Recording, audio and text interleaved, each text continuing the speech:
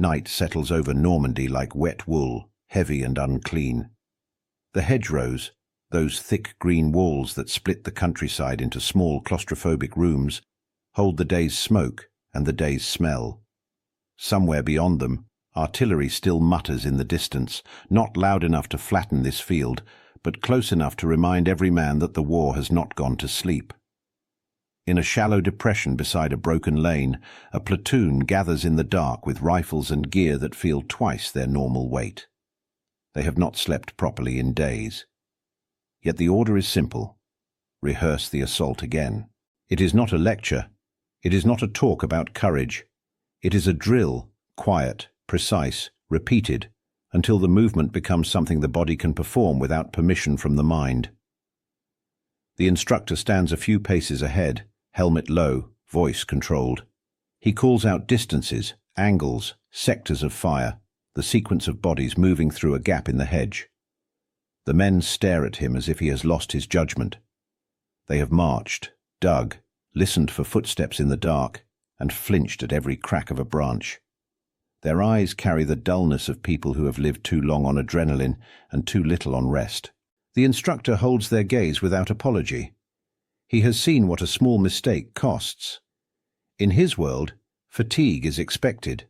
Confusion is not. He speaks in the language of consequence. Spacing, timing, muzzle discipline, because those are the only words that matter when the first burst of machine gun fire cuts through a line of men. The platoon resents him for asking more of bodies already spent, but the instructor is not negotiating. His expression says what his voice does not. Mistakes are more expensive than exhaustion. A private kneels to reload. His hands shake as he works the metal and the spring, not from fear of Germans, but from the sheer strain of being awake too long, too cold for too many nights. Anger mixes with the tremor, anger at the drill, at the war, at the absurdity of being asked to be careful when everything inside him is fraying. The rifle feels like a tool that demands respect from someone who has none left to give. He forces the magazine home anyway. He has learned that the weapon does not care what he feels. A flare blooms somewhere across the hedgerows, turning the sky briefly pale and making every man instinctively lower his head. For a second, the field becomes a photograph. Helmets, faces, the damp shine of steel, the black shapes of rifles. Then the light dies and the darkness closes back in. No one fires. No one moves. The instructor does not pause. The lesson continues as if the flare were only weather. The war is close enough to hear, but not close enough tonight, to excuse sloppiness. The order did not originate here, in this wet pocket of Normandy. It came down the chain earlier in the evening, carried by a runner, then repeated by an officer who sounded as tired as the men listening. There was a signature attached to it, familiar, unmistakable. Patton wants training tonight. Not tomorrow, not when the roads are clear, not when the men have slept. Tonight, in the same countryside that has already demanded their strength, he demands more. And that is the contradiction the platoon cannot resolve. Every instinct says rest is survival. Every nerve in their bodies insists that sleep is as necessary as ammunition. Yet they are being trained where rest is impossible, in a classroom bordered by hedgerows and measured by the distance to the nearest gun. The question rises naturally, and it does not sound like curiosity. It sounds like accusation. Why would any commander spend the last strength of tired soldiers on drills? In the logic of modern war, Patton believed the answer was not cruelty, but a kind of arithmetic, and the Army's replacement system was about to prove how unforgiving that arithmetic could be. Modern war does not wear down an army the way people imagine, with one great collapse at the end. It consumes it by the day, by the patrol, by the ambush, by the shell that lands in the wrong place at the wrong time. A unit can be the same on paper and entirely different in spirit within a week. Men vanish into evacuation stations, field graves, or the quiet anonymity of a hospital train. And into those empty spaces come replacements, arriving in 2s and 3s, carrying rifles that still look factory new, stepping into a world of mud, whispers, and routines they did not help build.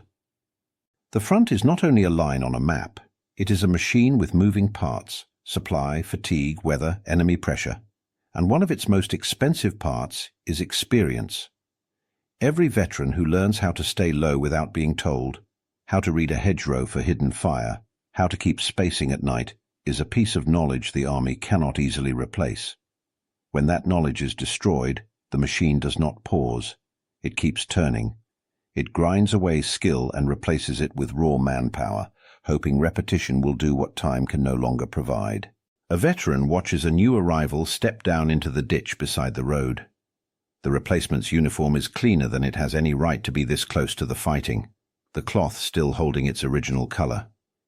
His helmet sits too straight, as if he expects the war to be orderly.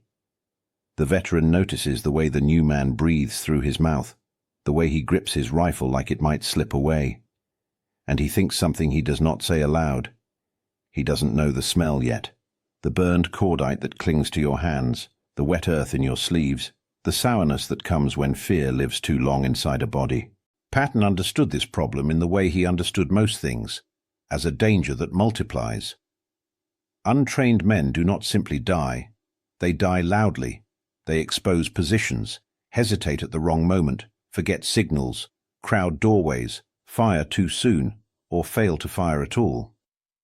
In small unit war, one man's ignorance is not private. It is shared. The cost is paid by the entire squad that must carry him through his first contact, while the enemy is already moving with practiced certainty. And this is where the shock lands, hard and unsentimental. The battlefield does not wait for training cycles. It does not grant a probationary period. It punishes the first mistake immediately, and it often punishes the men standing nearby more harshly than the man who made it. In theory, there is a rear area where replacements can be shaped, corrected, and hardened before they are sent forward. In practice, the calendar rarely allows it. The war does not ask whether a soldier is ready. It asks only whether he is present. So the moral tension becomes unavoidable. If you keep men in the rear to train, the line at the front must hold with fewer bodies, and sometimes it cannot. If you push them forward unprepared, you trade tomorrow's casualties for today's numbers, and the ledger may still come due with interest. Is it harsher to train exhausted men under the shadow of gunfire, or to send strangers into that gunfire with nothing but hope and a clean uniform? Patton chose his answer early, and once you understand the replacement machine, his next order begins to look less like cruelty and more like a verdict. Patton's philosophy reached the line the way artillery does, without discussion, without softness, and with an assumption that argument was already over. Combat, in his view, was the only instructor that never lied. It did not grade on effort. It did not forgive confusion. But it offered one brutal condition. You only learned its lessons if you survived the first one. For Patton, that was not a metaphor. It was the central problem of modern armies: how to keep a man alive long enough to become competent. So he pushed training forward, toward the sound of the guns, until it was almost impossible to separate rehearsal from reality. He wanted drills close to the front, because pressure is the one ingredient no rear area training can imitate. A field behind the lines can teach a manual. It cannot teach a heartbeat that won't slow down. Near the fighting, every movement is slightly sharpened, every mistake slightly heavier, because the men know that the consequences are not theoretical. Patton believed that was truth, and truth was worth discomfort. Behind a low stone wall, an NCO demonstrates a grenade throw with the care of a man handling fragile glass. He shows the grip, the pull, the timing. He points to the angle over the wall, the way to keep the body small, the way to move the arm without exposing the chest. Far off, artillery mutters over the horizon, dull, periodic, like a door being slammed in another room. It is close enough to color the air with tension, not close enough to stop the lesson. The men watch with a tightness in their faces that looks like contempt, but is also the exhaustion of being asked to remember one more rule in a world that keeps changing. They resent the drill because it steals what little they have left: minutes of rest, fragments of quiet, the illusion that the next hour might belong to them. Yet even in their anger, they begin to notice something uncomfortable. Repetition does not make them braver, but it makes them steadier. When the hands know what to do, the mind has less room to panic. The drill gives shape to fear. It turns chaos into steps: move, cover, throw, shift. In the strange economy of battle, that structure can be the difference between freezing and functioning. That is the paradox Patton leaned on. Training in danger feels pointless while nothing happens. It can seem like theatre, men sweating over details while death is somewhere else. But when danger arrives, when the first rounds snap overhead and the body wants to shrink into the earth, routine becomes life. The drill does not eliminate terror. It simply keeps terror from becoming paralysis. To his critics, this was brutality dressed as doctrine, an unnecessary grinding of already worn men. To his defenders, it was professionalism, the insistence that soldiers be prepared for what the enemy would not hesitate to deliver. The argument followed Patton like a shadow because it pointed to a deeper question. Was he building competence or extracting it at any cost? To answer that, we have to rewind, not to the order itself, but to the belief behind it, and to the way Patton understood fear long before Normandy ever made it real. To understand why Patton pushed training so close to the front, you have to understand the way he treated discipline, not as punishment, but as a form of protection. In his mind, discipline was not about pride on parade grounds. It was life insurance, purchased in advance and paid for in sweat. The premium was time, repetition, and discomfort. The payout was measured in men who lived through their first contact because they did not have to invent good behavior under fire. His creed was blunt enough to fit on a field order. Fatigue is real, but confusion is fatal, and confusion is preventable. Patton did not deny that men grew tired. He simply ranked exhaustion below disorder in the hierarchy of danger. A tired soldier might still move, still shoot, still follow a practice sequence. A confused soldier hesitated, bunched up, fired at the wrong moment, exposed his friends. In the kind of war Patton fought, fast, violent, and crowded with machines, confusion spread like flame. There is a moment, described by men who watched him, that explains his manner. Patton stands near a demonstration, eyes fixed on the smallest motions. How a rifle is carried, how a man steps into cover, how quickly a helmet strap is fastened. When he speaks, it is sharp enough to feel personal. A private can mistake it for insult, but it is not personal. It is procedural. Patton is correcting a process, not a soul. He treats the smallest errors as if they are rehearsals for death, because in his logic they often are. A loose strap can become a lost helmet. A sloppy muzzle can become a friendly casualty. A lazy interval in a column can become a single shell killing 10 men instead of 1. Behind the harshness was a belief about fear that Patton rarely softened for anyone. He believed soldiers could be trained to act even when terrified. Not because fear disappears, but because training makes action possible in spite of it. Battle, he understood, is a factory for bad decisions.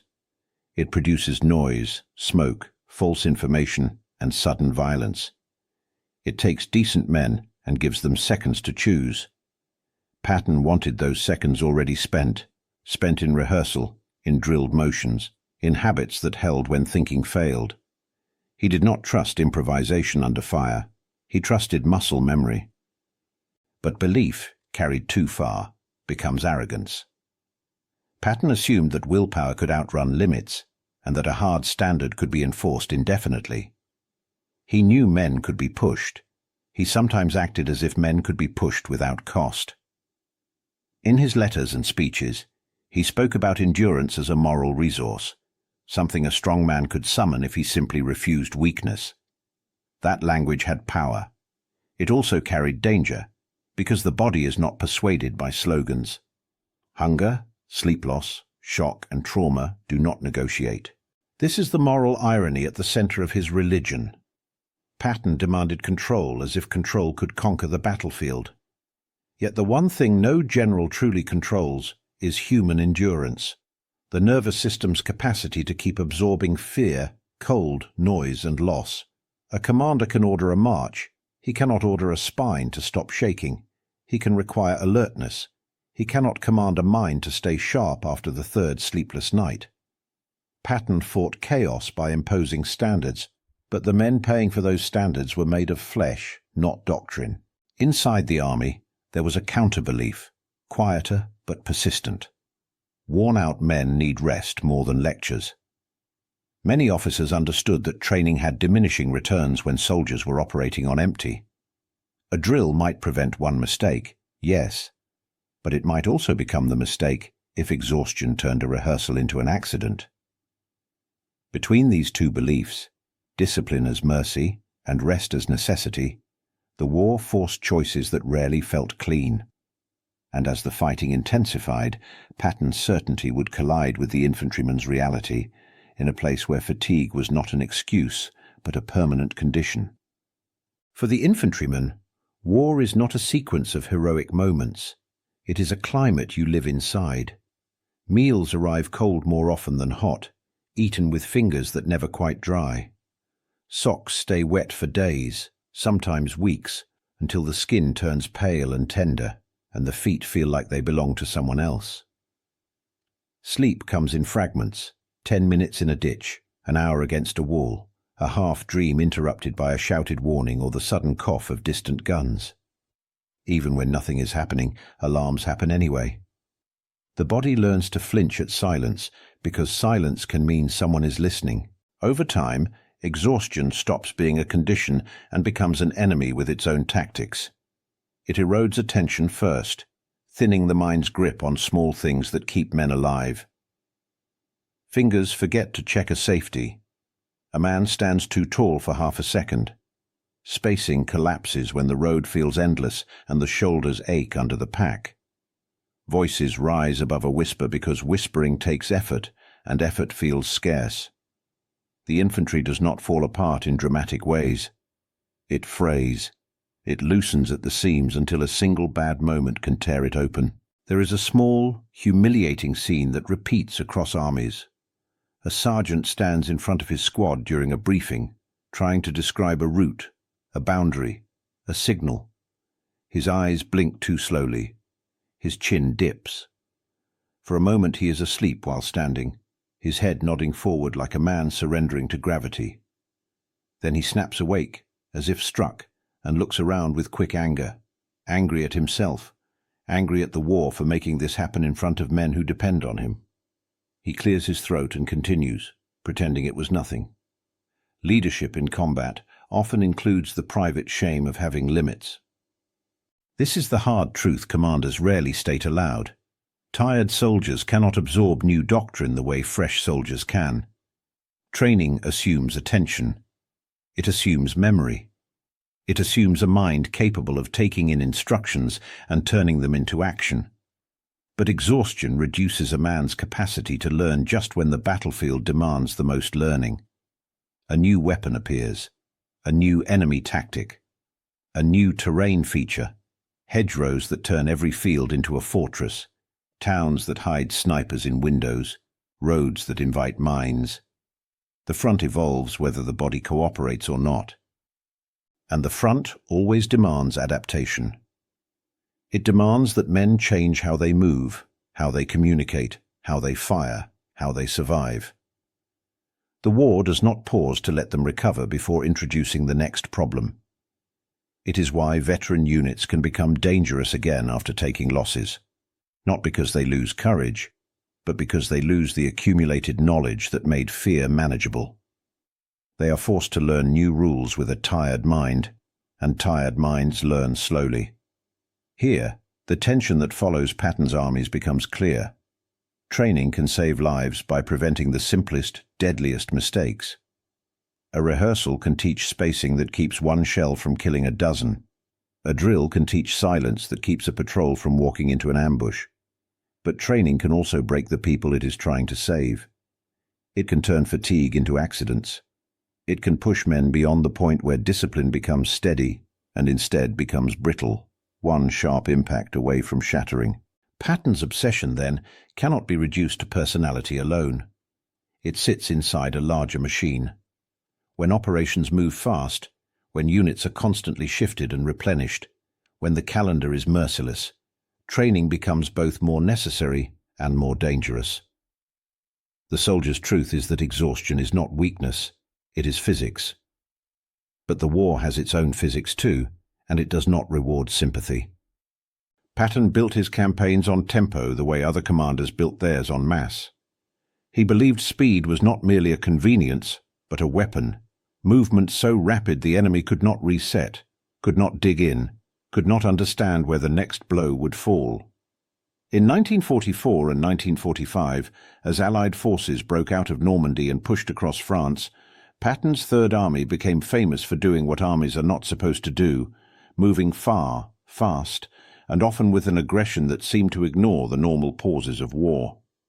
He measured success in miles taken and bridges seized before the enemy could organize resistance. But tempo does not only pressure the enemy, it pressures everything behind the front line as well. When an army moves quickly, units leapfrog each other in a blur, one division passing another, battalions rerouted, companies reassigned to unfamiliar roads and unfamiliar neighbors. Boundaries shift so often that maps become suggestions. Radios crackle with partial information. Supply columns stretch thin. At night, headlights are masked, and every crossroads looks like the last. In that motion, chaos is not a rare mistake. It is the natural state. And in chaos, even competent men can become dangerous to themselves. A small error in this environment can produce consequences out of all proportion. A driver, tired and focused on the narrow cone of darkness ahead, misses a turn at a junction. He follows a road that seems correct because it must be correct, because the mind, when exhausted, clings to certainty like a rope. The truck behind him follows, then another. Within minutes, a column is moving into the wrong village, arriving where it has no escorts, no prepared positions, no clear knowledge of who holds the ground ahead. In daylight it might be corrected with a shouted order and a waved arm. At night, under blackout conditions, it can become an ambush, a delay, a traffic jam that blocks artillery, or a fight with a unit that was never supposed to be there. Patton understood that speed without discipline is not maneuver. It is accident. Maneuver is controlled violence, movement that arrives on time, in the right formation, with weapons ready and minds aligned to the plan. Accident is motion without cohesion, a machine rolling forward because it cannot stop, not because it knows where it is going. Patton's obsession with detail, intervals, routes, marching discipline, vehicle spacing, was not separate from his love of speed. It was the price he believed speed demanded. If the army moved quickly, the basics had to hold, because everything else would be changing too fast to repair. That is why his answer was harsh and simple. Train continuously, even close to danger. Not because he enjoyed the strain it imposed, but because he believed training was the only stabilizer in a war of constant movement. When boundaries shift and sleep disappears, and men are asked to do unfamiliar tasks in unfamiliar places, drilled habits become the last reliable infrastructure. A squad that has rehearsed how to move through a hedge, how to cross a road under fire, how to pass signals without speaking, can do those things even when the mind is half present. Patton wanted that kind of reliability, because he knew tempo would steal everything else. Yet the deeper irony follows close behind. The faster he moved, the less time he had to rebuild the men he spent. Tempo consumes endurance. It turns rest into a luxury and recovery into a rumor.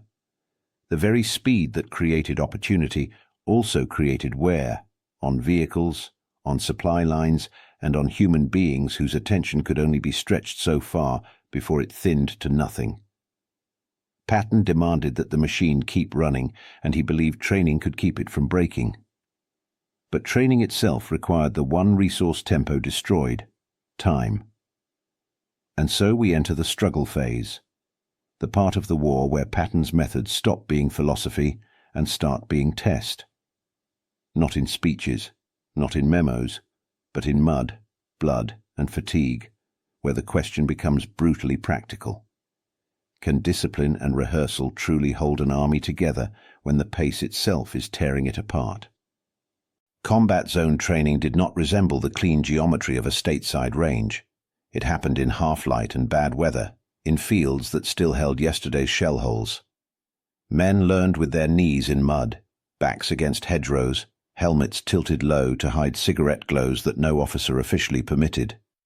The front became a schoolhouse because the distance between lesson and consequence had collapsed. There was no safe interval between practice and real. Often they were the same hour, separated only by a few hundred yards and a thin line of trees. Rehearsals took place behind cover, not for elegance but for survival. A squad practiced crossing a gap in pairs, keeping intervals so one burst could not take them all. Another practiced peeling away from a threatened edge, rotating men back without shouting, because shouting carried farther than courage. An NCO drew a crude diagram in dirt with the butt of his rifle, arrows, fields of fire, the shape of a lane, then scuffed it smooth before moving on. When live rounds were used, it was brief, short bursts into a bank, a controlled grenade demonstration, a reminder that noise and recoil were not special events, but daily conditions. After contact, correction came immediately. Not in a classroom, but under a poncho, under a branch line, in the quiet moment when hands were still shaking and adrenaline still made the world feel too bright. What went wrong? Who crowded the doorway? Who fired too early? Who forgot the signal? These were not speeches. They were edits, hard, practical, and aimed at the next 10 seconds of fighting, because the army did not have time to polish anyone into perfection. It only had time to prevent the same mistake twice. This culture was not spontaneous. Patton's headquarters pushed it down the chain with paper and pressure.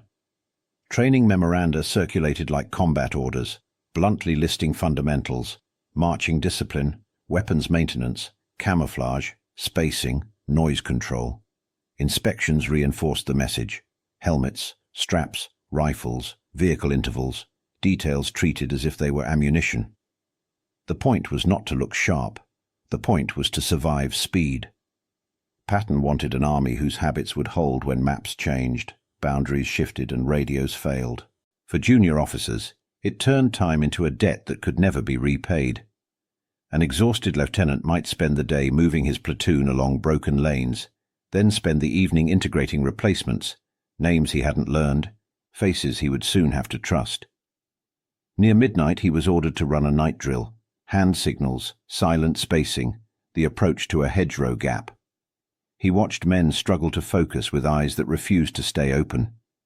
He corrected them anyway because he knew the enemy would not correct them gently. Then, a few hours later, before the mist lifted, he led a patrol. Leadership, he learned, costs sleep first. The goal was not to create fearless men. It was to reduce first contact paralysis, the deadly pause when rounds snap overhead and a body hesitates, unsure whether to drop, return fire, or run. Patton feared hesitation more than fear itself.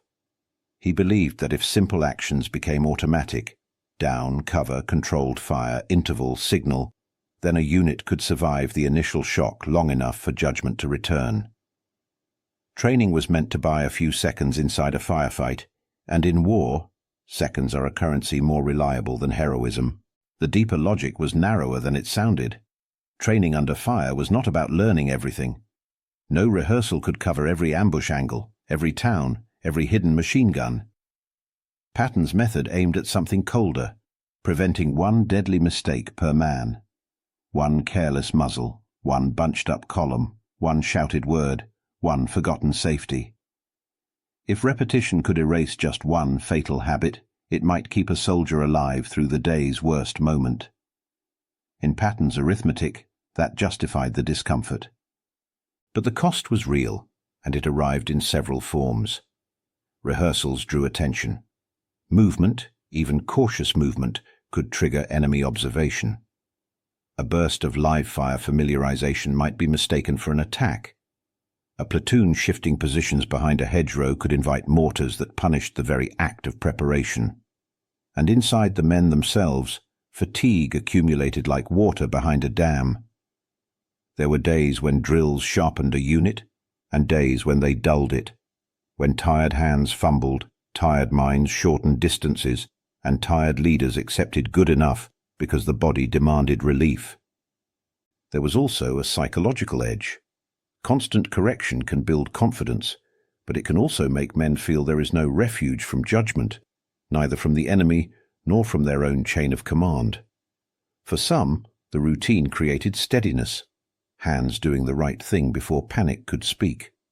For others, it created resentment, the sense that the army was extracting precision from men already running empty. Both outcomes existed side by side, sometimes in the same squad on the same night. By late summer, and into the long grind beyond, the question sharpened into something unavoidable. Was Patton's system creating professionals, men who could function under shock because the basics were welded into them? Or was it simply squeezing more output from damaged bodies, until the day those bodies refused? The next answer would be written not in memos, but in the faces of the strangers arriving at the line, replacements who had to become a unit before the battlefield decided they never would. The replacement system was designed to keep armies alive on paper, but it did so by feeding the front with men who arrived alone. They stepped off trucks or out of columns carrying rifles that had never been fired in anger, wearing uniforms that had not yet absorbed the war. They entered platoons that already had histories, men who had survived together, buried friends together, learned hard lessons together. The enemy they faced fought as a system. German squads moved with familiarity, instinctively covering one another, reacting as a single organism. Against that, isolation was not just uncomfortable, it was dangerous. A replacement might be competent by training standards and still be helpless in practice. He knew the mechanics of his weapon, the diagrams from a manual, the words for cover and concealment. What he did not know was how this unit fought. He did not know which gestures mattered, which silences carried meaning, which habits had formed because someone once died when they were ignored. He did not know when to speak and when not to. In combat, ignorance is rarely punished slowly. It is punished suddenly and often collectively. Patton saw replacements as unstable elements dropped into an already stressed system. In his mind, an unintegrated man was not neutral. He was a liability. He might fire too early, drawing attention. He might hesitate, breaking momentum. He might move incorrectly, forcing veterans to adjust in the middle of danger. That is why Patton insisted on rapid integration, not eventual integration, not careful integration.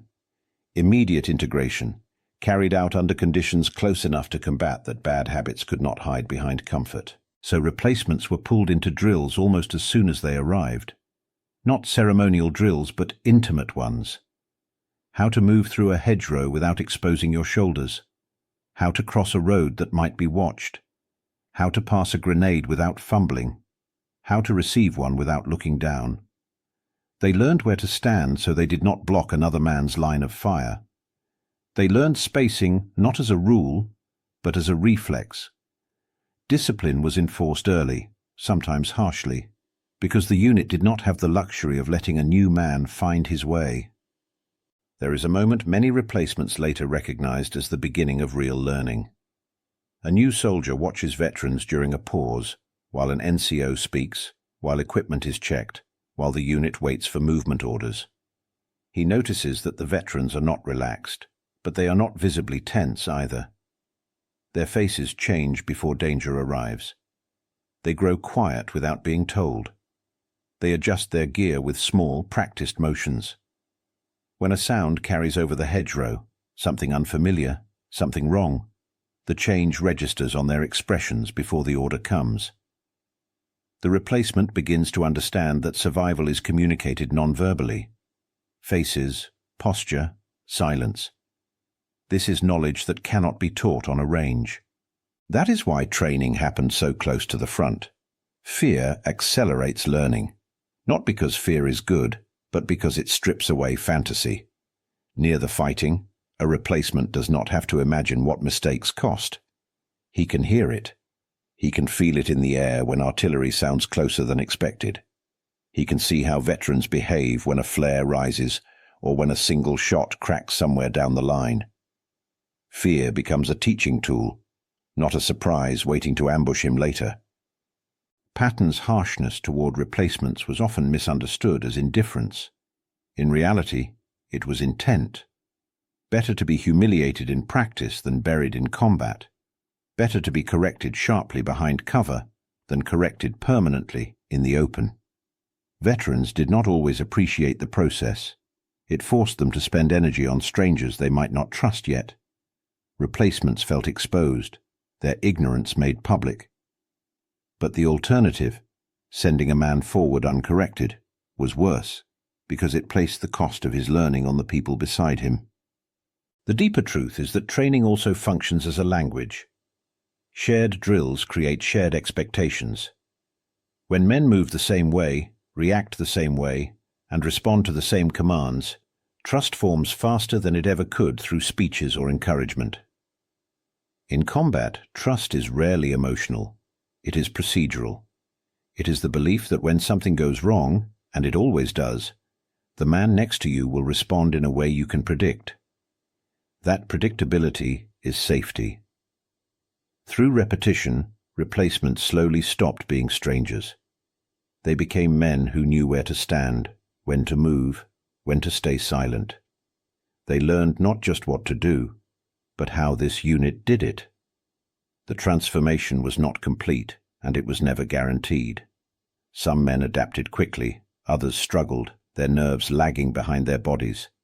The army accepted this risk because it had no alternative. The war did not pause to allow perfect integration, and the tension beneath it all never disappeared. Every day spent training a replacement was a day the line had to hold without him. Every hour veterans spent drilling newcomers was an hour they were not resting, not repairing their own exhaustion. The army needed replacements alive before they were useful, but it also needed them useful immediately. Patton's system tried to compress that contradiction, turning strangers into functioning units at the same speed the war consumed them. Sometimes it worked.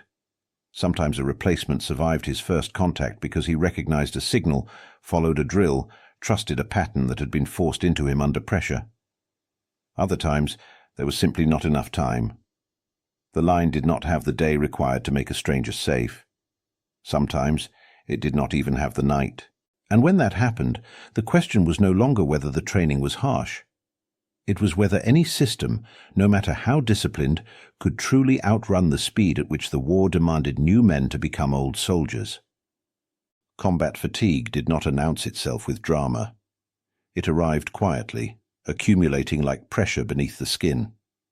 At first it looked ordinary, men blinking too long at a map, rereading an order as if the words had shifted. Then it became harder to disguise. Hands trembled while loading magazines, eyes fixed on nothing during briefings. Anger surfaced suddenly, flaring at a dropped canteen or a whispered joke. Concentration did not collapse all at once. It thinned, gradually, until the smallest task required effort that no longer felt available. The infantry lived inside conditions that made this inevitable. Sleep came in fragments, stolen between alerts. Meals were cold more often than warm, eaten quickly, sometimes standing. Boots stayed on because no one trusted the night. Even in silence, the body remained tense, waiting. Under this strain, the nervous system never fully powered down. Men stayed ready for danger long after danger passed, and that constant readiness exacted a price no inspection could measure. In Patton's era, fatigue was often interpreted through a moral lens. Words like battle exhaustion existed, but the culture frequently treated collapse as weakness rather than biology. Patton himself sometimes spoke with that certainty, framing endurance as a matter of will. Discipline, in his view, could overcome almost anything. For some soldiers, that belief provided structure and purpose. For others, it turned a physical breakdown into a personal failure, compounding stress with shame. A medic working near the line saw the limits of willpower clearly. A soldier sat on an ammunition crate, helmet in his hands, body intact but uncontrollable. His hands shook without stopping. There was no wound to treat, no blood to stop.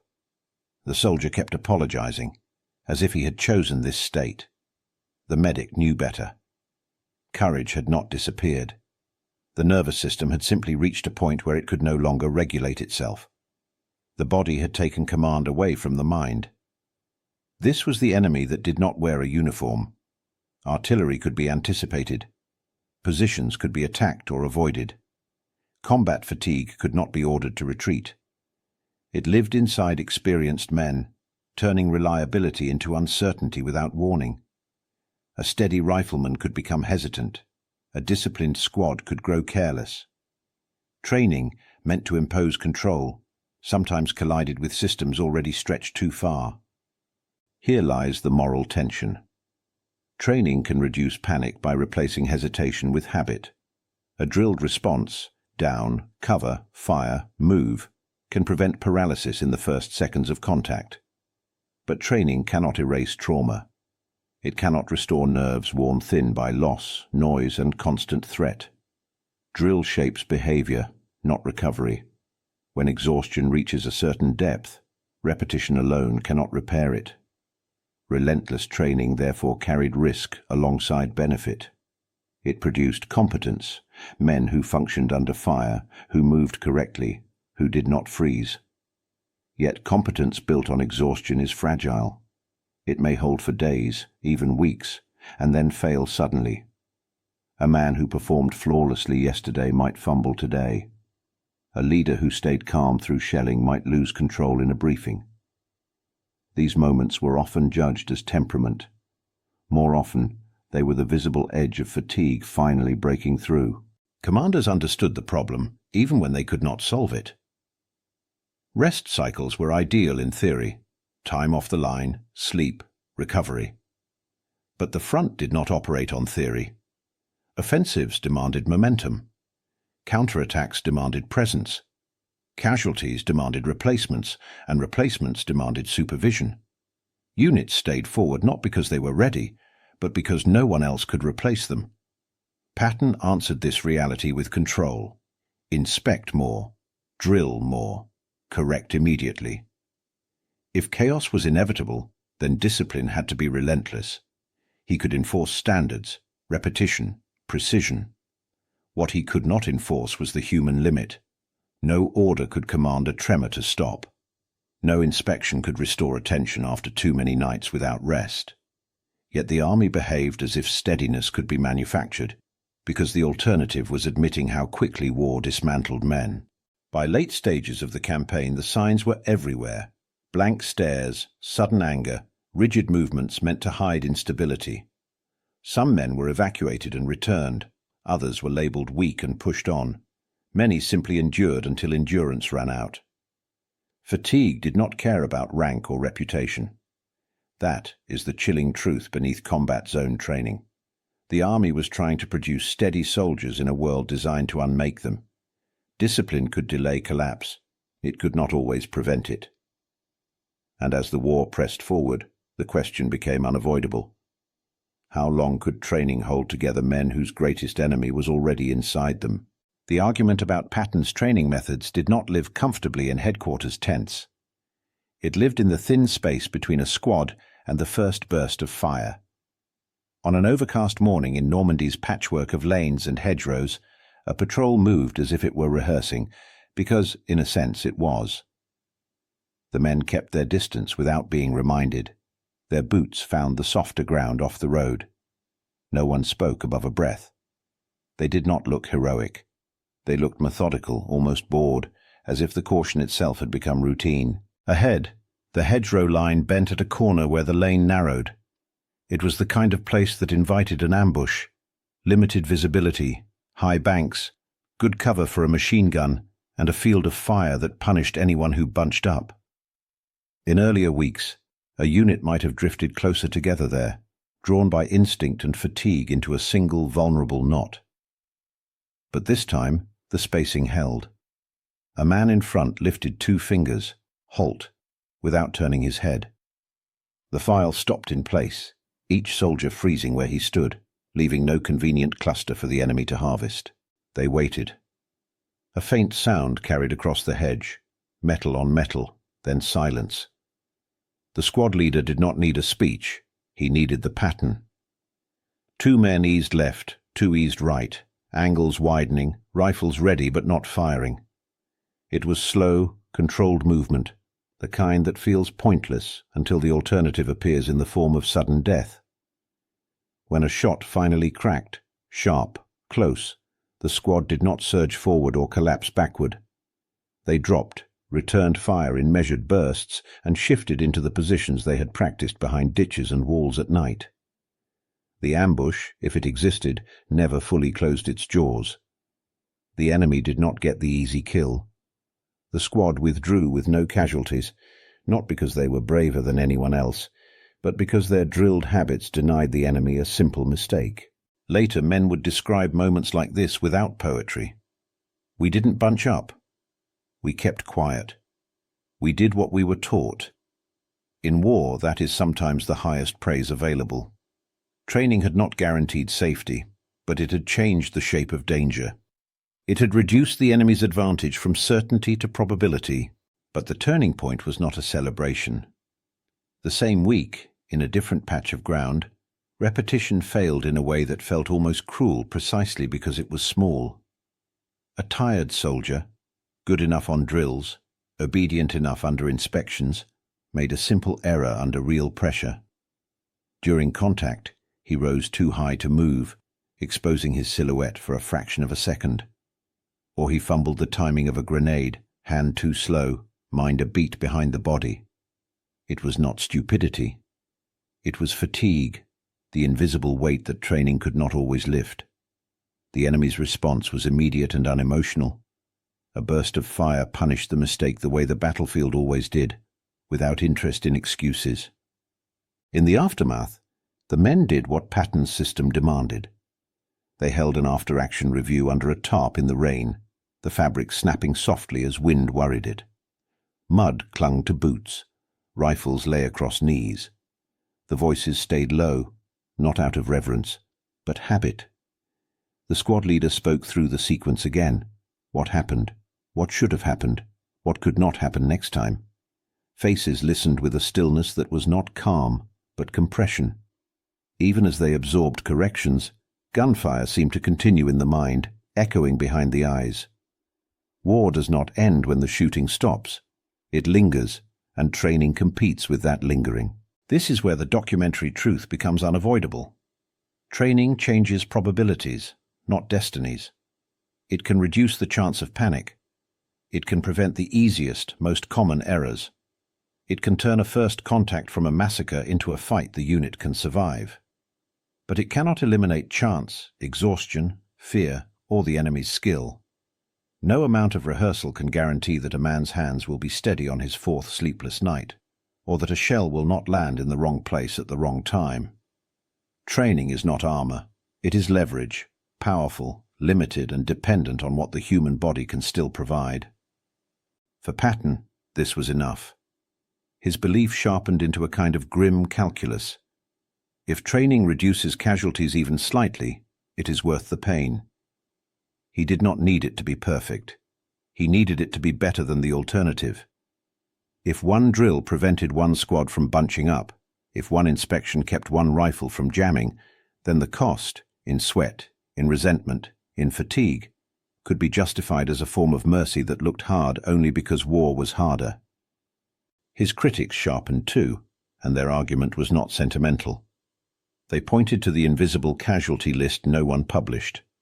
Accidents during rehearsals, mistakes made because men were pushed beyond safe limits, breakdowns that began as fatigue and ended as evacuation or collapse.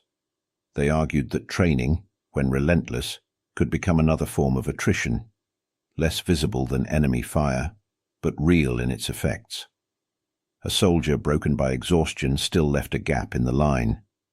The institution might not count it the same way, but the platoon felt it. And as the war accelerated, roads opening, resistance shifting, Operations stacked one after another. There was less time to debate and more pressure to prove. Outcomes would decide what theory could not. In Patton's world, the next tool was already being applied.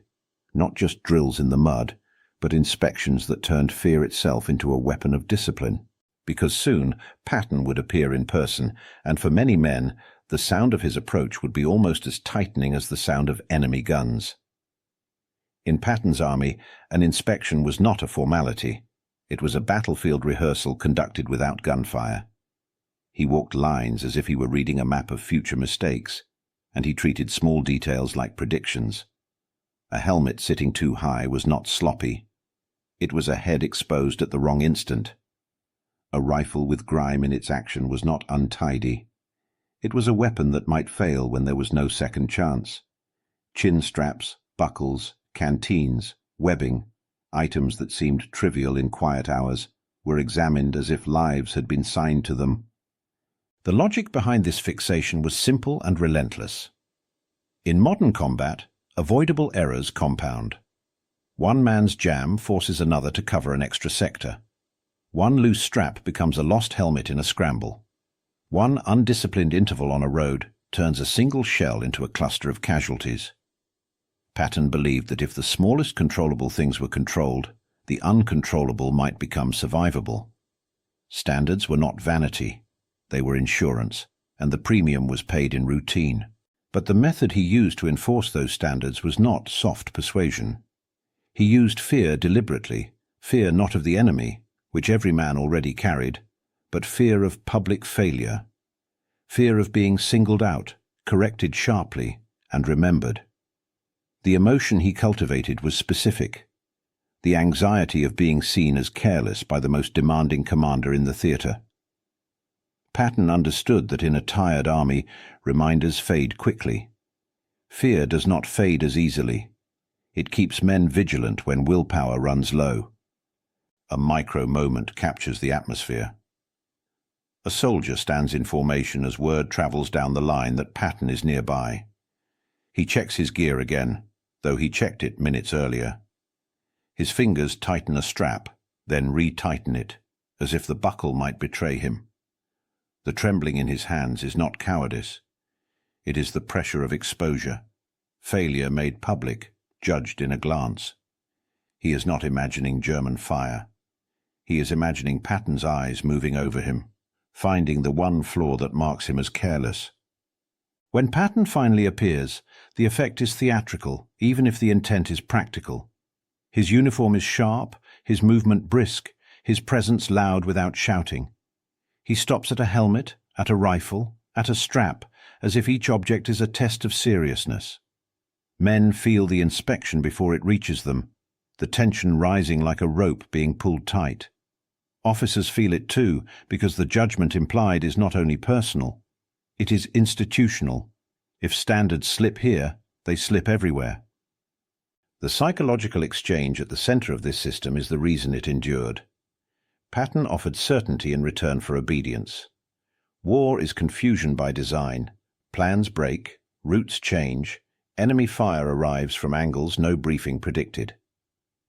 Patton carved out a small zone where certainty could exist. Clean weapons, correct spacing, fastened straps, rehearsed procedure. If soldiers accepted his demands, they could believe, at least briefly, that not everything was random. The world outside the formation was chaos. Inside the standard there was order. This is why inspections were not separate from training. They were training by theatre. Discipline performed so often it became identity. A man who checks his rifle each night because he imagines Patton might appear has moved beyond compliance. The habit has become internal. A platoon that automatically fixes spacing and straps without prompting has absorbed the standard into its reflexes. Patton wanted the performance to persist when he was absent, because he was absent most of the time. Inspections were the spark, habits were the fire. But the cost of fear is never invisible for long. Fear motivates, yet it also narrows. It pushes men to focus on what can be seen, appearance, cleanliness, outward correctness, sometimes at the expense of what cannot. Exhaustion, morale, the slow decline that doesn't show up on a buckle. A culture driven by reprimand can also discourage honesty. Men hide problems rather than report them. Leaders learn to avoid embarrassment, not always to solve the deeper issue. And when soldiers already live under enemy threat, adding another layer of threat can harden a unit, and also make it brittle. Some men interpreted Patton's pressure as proof of care. Standards meant someone was fighting for their survival, even if the method felt harsh. Others felt the opposite, that their humanity was being treated as an obstacle to efficiency. Both reactions could be true in the same company on the same day, depending on what fatigue had done to them. The moral question, then, is not whether inspections improved discipline. They often did. The question is whether fear is an acceptable training tool when the enemy already supplies more fear than any general can. Patton believed the answer was yes, because fear, aimed inward, might prevent fear, unleashed by the enemy, from turning into panic. And as the war surged into its last unstable drives, that belief would be tested again, when training became not merely preparation, but the final form of control Patton could still impose. By the late stages of the campaign, the war no longer resembled a clean front. It was fast, sprawling, unstable, an advancing edge that bent around rivers, towns, and collapsing German formations. Maps became crowded with arrows, unit boundaries, and last-minute changes. Columns moved through smoke-darkened villages and across broken bridges, then halted in sudden traffic knots that invited artillery. In this environment, training either held an army together or revealed where it was already coming apart. Speed did not forgive uncertainty, it amplified it. Patton responded the way he always had, by doubling down. If the battlefield was dissolving into chaos, then order had to be imposed more aggressively and closer to the moment of contact. Rehearsals happened for river crossings, not as classroom theory, but as immediate preparation. How to space vehicles on approaches, how to control crossing points, how to keep men from bunching at the water's edge where a single burst could harvest them. Road discipline became its own doctrine. Intervals measured, lights controlled, movement regulated so a division did not turn into a stranded procession. Checkpoints were treated as tactical positions, not clerical pauses, because the wrong vehicle waved through could create confusion that traveled for miles. To exhausted men, it could feel absurd, drilling procedures while the enemy still existed somewhere ahead, drilling hand signals as if gestures could stop bullets. But Patton's logic was not sentimental. He believed the late war was precisely when training mattered most, because the enemy was less predictable and the risks of mistake were multiplied by speed. A tired army moving quickly through unfamiliar territory needed its fundamentals to be automatic. If it had to think its way through every small decision, it would be too slow, and slowness in Patton's mind was another path to casualties. In a small staging area outside a town, a squad leader gathered his men in a ditch and went over hand signals one last time. He did not do it because he enjoyed the ritual. He did it because he understood what noise could summon in a place that looked quiet. A town could be empty for hours and still contain a cellar machine gun, a panicked teenager with a rifle, a hidden soldier waiting for the first loud voice. The squad leader raised his hand, closed his fist, pointed left, pointed right, and watched his men mirror the motions in the dim light. Their faces were drawn and older than they should have been. Their eyes tracked his hands with the concentration of people spending their last reserves carefully. This was the climax of Patton's philosophy, because the thing he was trying to outpace was no longer only the enemy. He was trying to outrun chaos itself. Late-war Germany was dissolving, units surrendering in one sector, fighting stubbornly in another, roads clogged with civilians and prisoners and retreating troops. The battlefield became crowded with moral risk as well as tactical risk. A frightened soldier with a finger on a trigger could misread a silhouette. A sudden noise could provoke a burst of fire into a doorway. A rumor could turn a unit jumpy and reckless. Patton believed that disciplined procedure was not just a path to victory, but a shield against the war's tendency to make men dangerous even when the enemy was fading. At this stage, training took on a quieter purpose. It became a way to keep moral injury smaller. Rehearsals and strict routines were meant to prevent panic shootings, accidental losses, needless deaths, those moments that live longest in memory because they feel avoidable. If men could be trained to pause, to identify, to move with controlled aggression rather than blind fear, then fewer mistakes would be written into the final pages. It was not compassion in a soft form. It was an attempt to reduce the war's damage where reduction was still possible. But the cost of this control was now unavoidable. Exhaustion was no longer occasional. It was chronic. Men were operating on will alone, and will is finite. Sleep debts had compounded over months. Bodies moved because they had to, not because they were ready. In such a state, discipline becomes both more necessary and more fragile. The same pressure that forces precision can also snap the exhausted. A standard that once created steadiness can begin to feel like another enemy, another demand made by a world that never stops taking. This is why Patton's method here is at its most effective and most dangerous. Effective because drilled habits can still prevent disaster in the worst 10 seconds. Dangerous because it demands near perfection from bodies running empty, asking men to execute clean procedures while their nervous systems are already fraying. In calm conditions, rehearsal builds reliability. In extreme conditions, it can become one more burden that pushes a man past the edge. And yet Patton kept insisting, crossing plans, checkpoint discipline, hand signals, spacing, because he believed the alternative was worse. An army moving fast without control, an army that would win ground but lose men and dignity to its own mistakes. The late war drive compressed everything: speed, fatigue, moral risk, and the thin margin between professionalism and collapse. When the fighting finally began to loosen its grip, the men would not remember every mile. They would remember the rhythms between miles, the drills, the inspections, the relentless demand for precision. And only afterward, with the guns quieter, would the question become personal. What did all that discipline leave inside them when the war was done? When the war ended, it did not end evenly. The guns quieted, the orders slowed, the long movement finally stopped. But the men did not simply return to peace as if stepping across a line. Veterans looked back on battles, yes, on towns taken and bridges crossed, on friends lost in brief, violent moments. But they also remembered what filled the space between those moments, the relentless rhythm of preparation. The drills run in fields, still within sound of artillery, the inspections that treated straps and bolts as matters of life and death. The feeling that the war was never far enough away to let the body fully relax. For some, those drills became a form of salvation in memory. They remembered the first seconds of contact, the snap of rounds overhead, the instinct to freeze, and they remembered how routine pushed them through it. A rehearsed movement gave them something to do when fear arrived faster than thought. Spacing, hand signals, controlled fire, the discipline of not bunching up. These were not abstract lessons.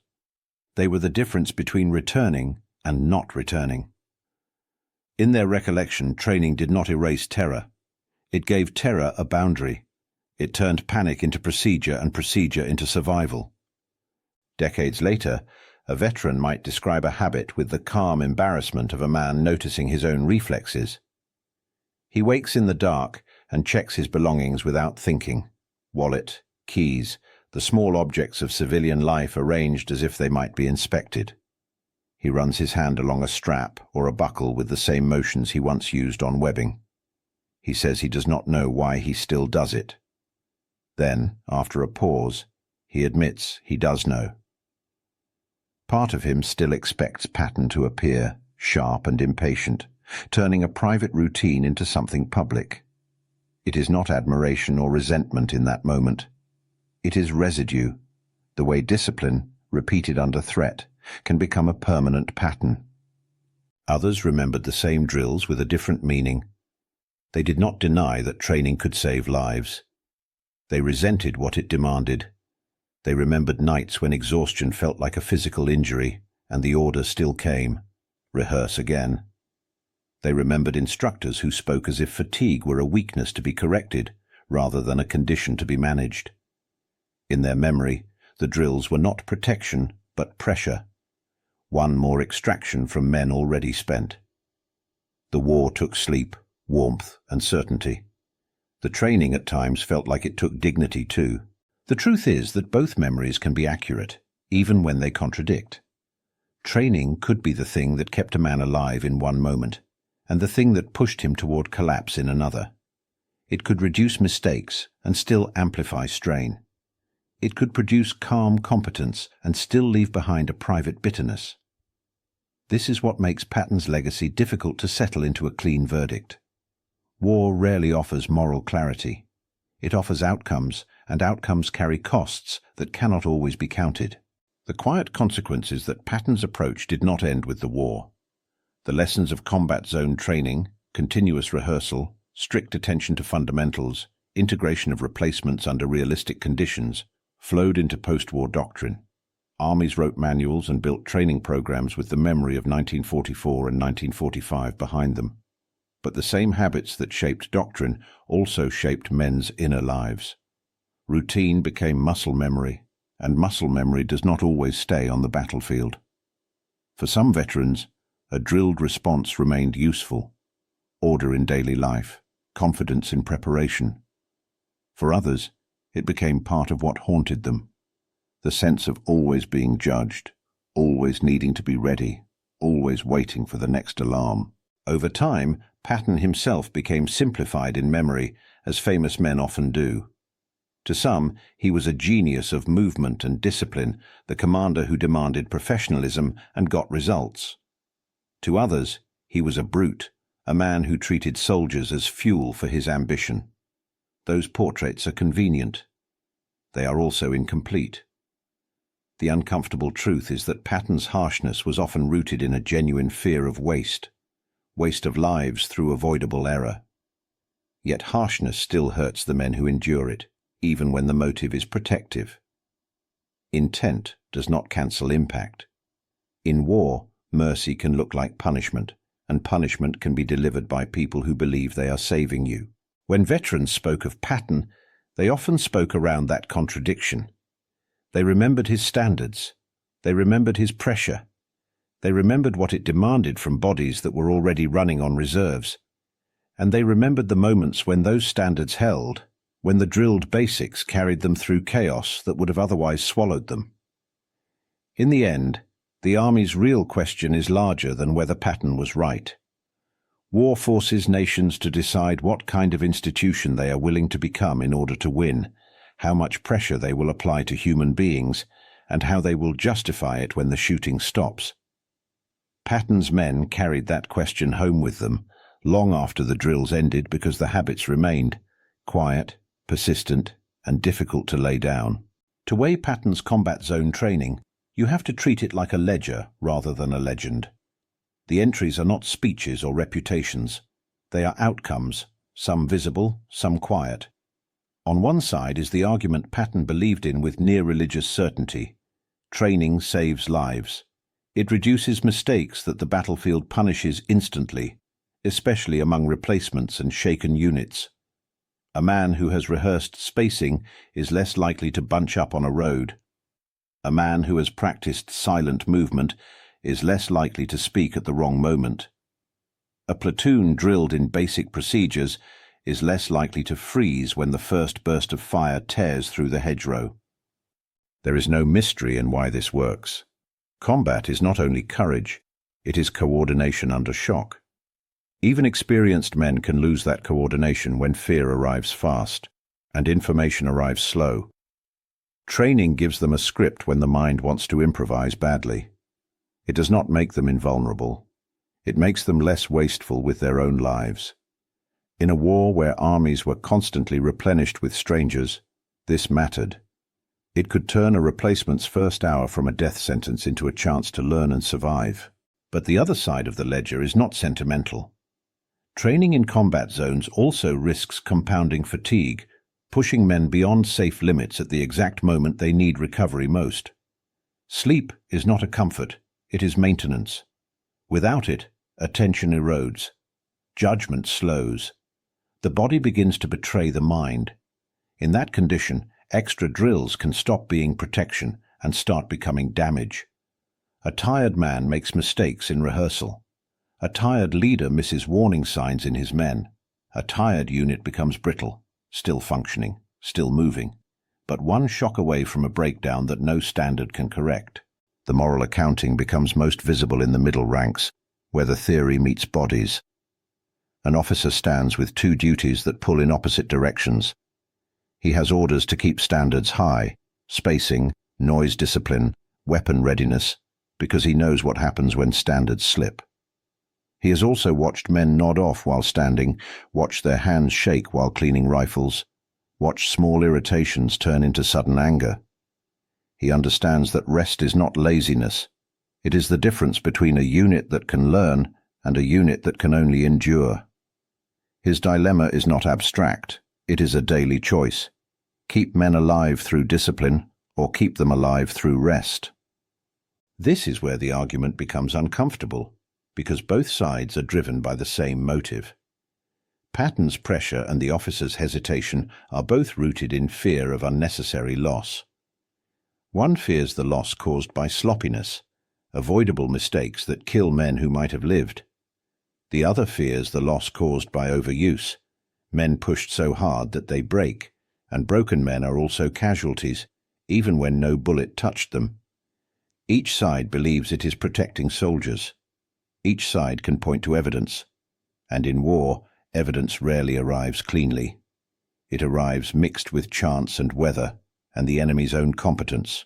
Reframed this way, Patton's harshness looks less like simple cruelty, and more like a form of control in an uncontrollable world. He could not control artillery trajectories, German intentions, or the sudden bad luck of a shell landing in the wrong place. He could control routines. He could control standards. He could demand rehearsals that replaced hesitation with habit. Sometimes that control was wise, because it reduced chaos at the moment chaos killed. Sometimes it was self-deceiving, because it suggested that enough discipline could overcome the limits of flesh and nerves. The moral irony tightens around that point. A commander can demand perfection because he is trying to reduce death, yet perfection itself can become a kind of violence. Not violence in the obvious sense of gunfire, but in the steady extraction of endurance from men who cannot replenish it. A standard that saves lives in one context can become oppression in another, especially when applied without regard for the condition of the people expected to meet it. Patton's genius was recognizing that basics mattered. Patton's danger was believing that basics could be demanded indefinitely without consequence. This is why the question, was it necessary or was it vanity, cannot be answered with a simple portrait. Patton's ego was real, and his need to dominate environments was part of his personality. But so was his genuine terror of waste of lives through preventable error, waste of momentum through disorder. His methods carried both motives at once, and the battlefield absorbed them without caring which motive was purer. Soldiers experienced the method, not the intention. They remembered the drill that saved them and the drill that exhausted them. They carried both memories because both were true. In the final accounting, the sober conclusion is not that Patton was right or wrong in a clean way. It is that war forces leaders to choose between harms. Training can reduce casualties, and it can also create them in quieter forms. Rest can preserve men, and it can also leave them unprepared for the shock that arrives without warning. The ledger never balances neatly. It only reveals what war does to institutions and to the human beings inside them. And perhaps the most unsettling entry is this. In war, even care can wear the mask of cruelty, because the tools meant to save lives are often the same tools that grind those lives down. We return to the hedgerow classroom, because that is where the argument began. Not in a strategy room, not in a biography, but in a small pocket of Normandy, where exhausted men were asked to rehearse an assault as if their bodies were not already spent. Night presses down again, damp and close. The countryside is fractured into narrow lanes and dark walls of vegetation. Somewhere beyond the hedges, the war breathes, distant artillery, occasional flares, the low movement of machines. The platoon stands in a shallow depression, rifles in hand, eyes heavy with sleeplessness. Their instructor speaks in a controlled voice, correcting angles and intervals as though fatigue were irrelevant. To the men, it still feels like contradiction. Rest is the most obvious mercy a commander can grant, and here mercy seems absent. Yet the drill continues, because Patton's signature has travelled down the chain once more, carried as an order rather than a suggestion. The war is close enough to here, but not close enough tonight, to justify sloppiness. That is the logic the instructor inherits and imposes. It is the logic that made Patton feared, and that made his armies, often, dangerously effective. From a wider view, the pattern becomes clearer. Patton's armies moved fast partly because they were trained to keep moving when the mind wanted to stop. Tempo was his weapon, and training was the mechanism that made tempo survivable. When units leapfrogged and boundaries shifted, when maps became crowded with arrows and roads filled with uncertainty, drilled fundamentals acted like rails under a train. They did not choose the direction. They prevented derailment. The habits Patton demanded, spacing, discipline, maintenance, rehearsal, did not guarantee victory, but they reduced the number of ways an army could defeat itself. And in the private life of a soldier, the value of those habits was sometimes painfully obvious. A man might remember one drill with unusual clarity, not because it was memorable in itself, but because it surfaced at the exact moment his mind went blank. He recalls moving through a hedgerow gap in pairs, keeping distance because an NCO had forced the pattern into him when he was too tired to care. Later, under fire, he does the same thing without thinking, and the burst that would have cut down a cluster finds only empty space. He survives not because he was inspired, but because routine carried him through the first seconds. Then he remembers something else, and the story refuses to become a simple endorsement. He remembers a friend who did not hold. Not a coward, not a fool, just a man whose body finally ran out of margin. The friend froze once, or moved wrong once, or broke down in a way no drill could correct. The platoon might still complete its mission. The war might still move forward, but the loss remains because it proves the limit of the method. Training can reduce probability of error. It cannot abolish it. It can steady hands. It cannot always repair nerves. It can prepare a body for shock. It cannot guarantee the body will still obey. That is the paradox at the heart of Patton's philosophy, and it deserves a sober resolution. Training did not replace courage. Courage was still required, always. What training did, at its best, was give courage a structure when fear tried to dissolve it. It gave men a sequence to follow when the world became noise and confusion. It made the first reaction less random. In the narrow gap between life and death, that structure mattered. It could turn terror into action long enough for judgment to return. Yet the cost remains, and it is not an afterthought. Those structures were built from the last strength of already spent men. They were purchased with sleep, with patience, with the thin reserves that soldiers needed simply to remain human. Patton demanded standards because he believed standards saved lives. But those standards were enforced with pressure that could bruise as well as protect. The same drill that prevented an ambush could also become one more weight on a nervous system already strained. The same inspection that kept rifles firing could also deepen the feeling that there was no refuge, neither from the enemy nor from the demand to be perfect. History often prefers clean verdicts, but Patton's legacy resists them. His harshness was not always vanity. It was often a form of control in a world that punished lack of control with blood. But control, when applied without regard for limits, becomes its own kind of violence. The moral reversal settles here. Patton demanded training because he believed it was mercy. History remembers that mercy sometimes looked like punishment. Both statements can be true at once, and that is what makes the story uncomfortable and worth telling. Back in the hedgerow classroom, the men finish the rehearsal. They shift positions, check weapons, listen to the dark. For a moment the field is quiet enough to hear breathing. They hate the drill while they do it. Later, some of them will credit it for their survival. Later still, some will resent it for what it took.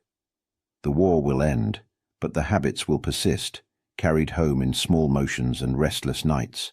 He worked exhausted men until they hated him, because he feared the battlefield would hate them more.